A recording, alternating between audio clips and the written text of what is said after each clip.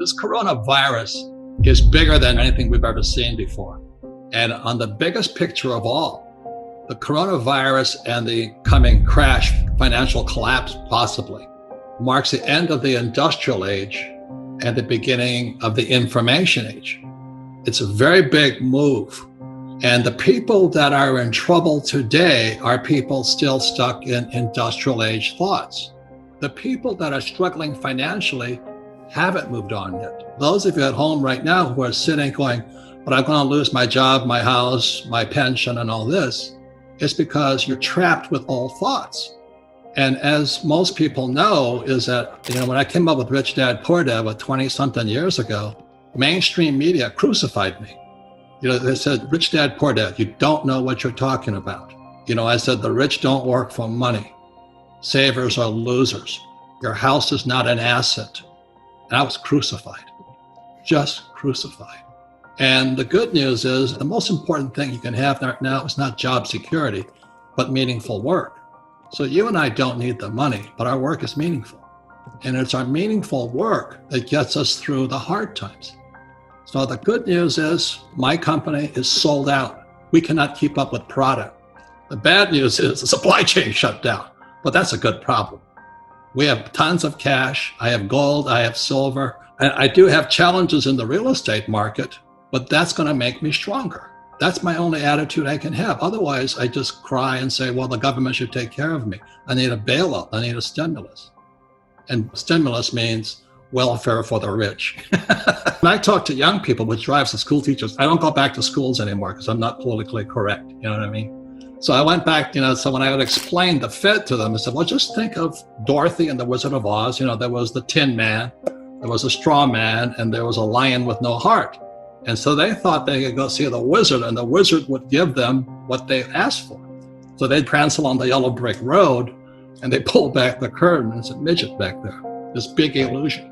And that's Ben Bernanke, Janet Yellen, and this guy Powell, and before that was that other character, I forget his name already. But everybody thinks they're wizards, but they're controlled by grunge, gross universal cashless. Our wealth is stolen via the money we work for. We need financial education because the real problem of this crisis started back in 1904 when the richest guys on earth took over the education system in the United States. They formed a thing called the General Education Board. It was formed by guys like Rockefeller and J.P. Morgan. And what they pulled out of education was financial education. And that's why I wrote Rich Dad, Poor Dad. It was a warning shot across the bow back in 1997. I said, wake up, something's coming down the road. So we're here right now. This is the biggest transformation in the history of the world. It's from industrial age to information age.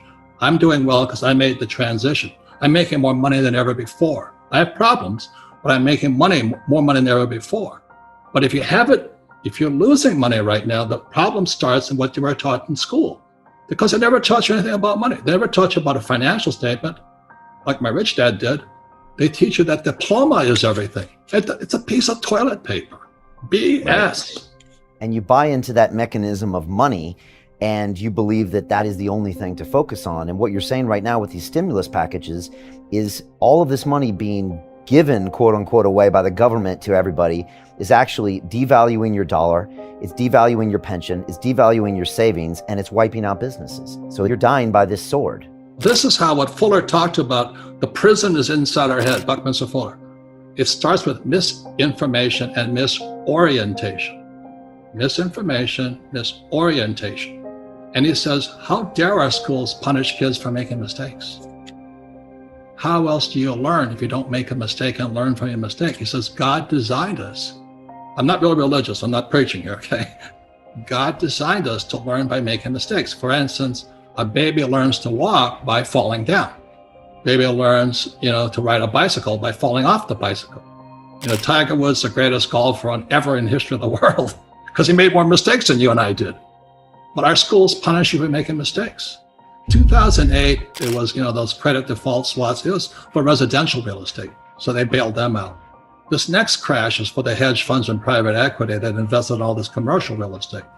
So I have another $100 million project coming out. I just got bailed out. I just got backed up by the Fed and the government.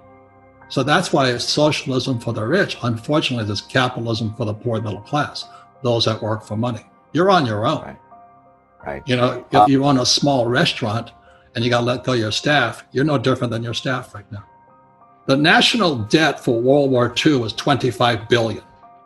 Every day today, they're printing $125 billion. Every single day. That's like 5 World War IIs per day. They're printing so much money to keep this think of a hot air balloon with a tear in it.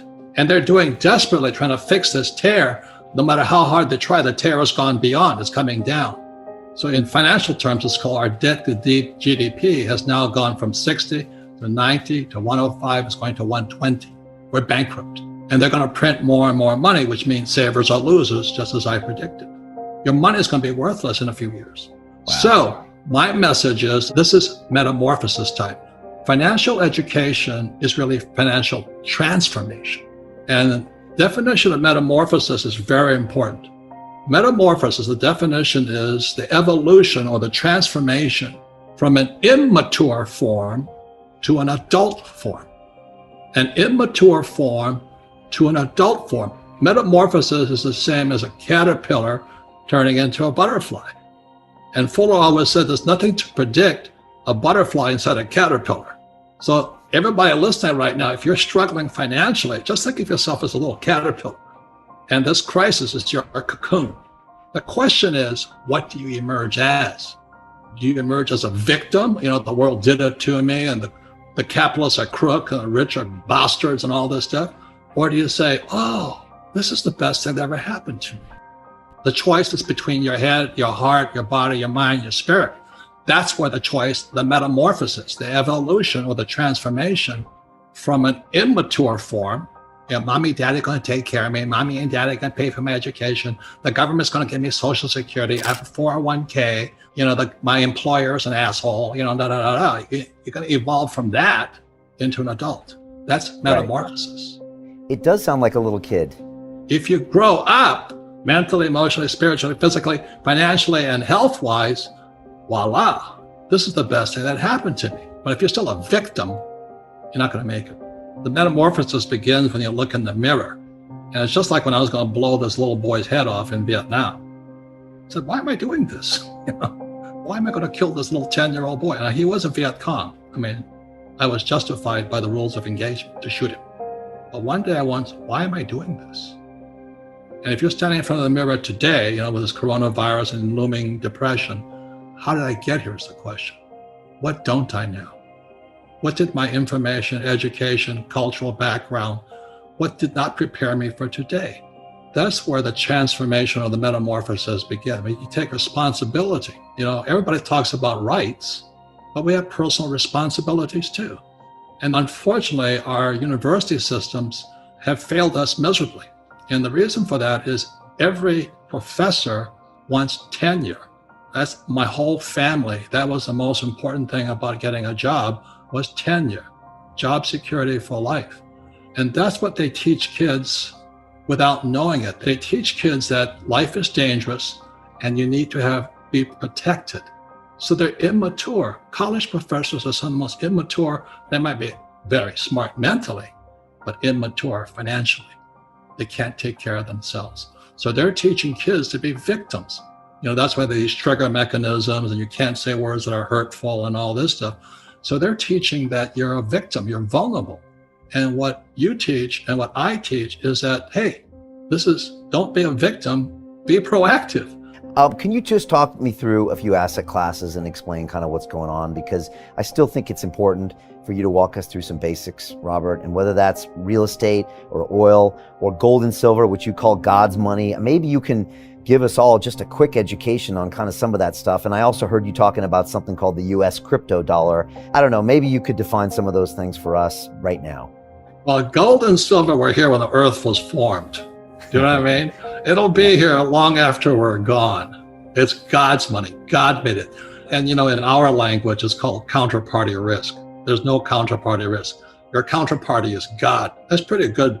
That's like a co-signer is God. The banks will back you up. Who's your co-signer? Oh, Jesus, Buddha, Muhammad. Okay, we'll give you the money. So gold has that. Now gold goes up and down because the gold market is manipulated. You know, the futures market, the ETF market, GLD, SLV, and then physical gold. So the thing I think is interesting is the price of gold goes down, but you can't buy any gold at the physical market. So the futures market is coming down, the GLD price is coming down, paper market is coming down, but physical, you can't get anything on it. Why? It's because the rich are hoarding it. The rich are hoarding gold and silver like toilet paper and guns. The poor and middle class are calling their financial planner, and the financial planner is telling them to stay in it for the long term. And meanwhile, the rich are getting out. Wake up is my message.